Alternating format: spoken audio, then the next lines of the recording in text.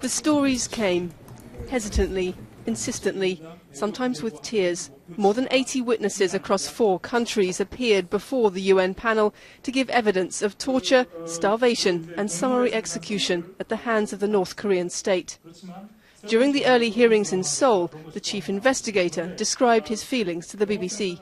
As one of the witnesses said, in some ways what happened to us was worse than Auschwitz.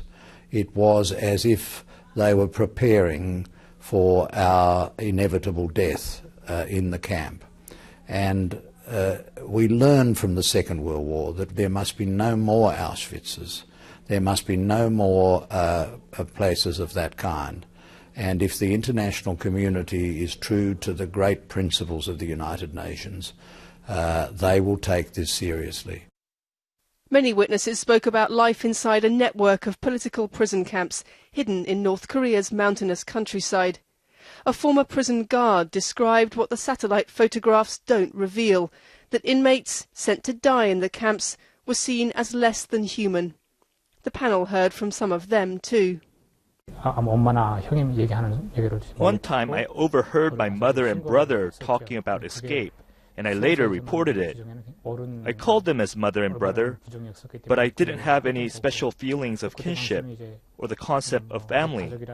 Later, both my mother and brother were publicly executed because of me, and I had to witness their deaths in front of lots of people. North Korea denies allegations of abuse and the existence of political prison camps, but it did not allow the team into the country to verify them. Human rights activists hope the conclusions of this report will put pressure on Pyongyang to respond. The allegations heard by the panel are not new to people here in South Korea. What is new is the involvement of the UN in investigating them and the possibility that it could lead to international indictments. Lucy Williamson, BBC News, Seoul.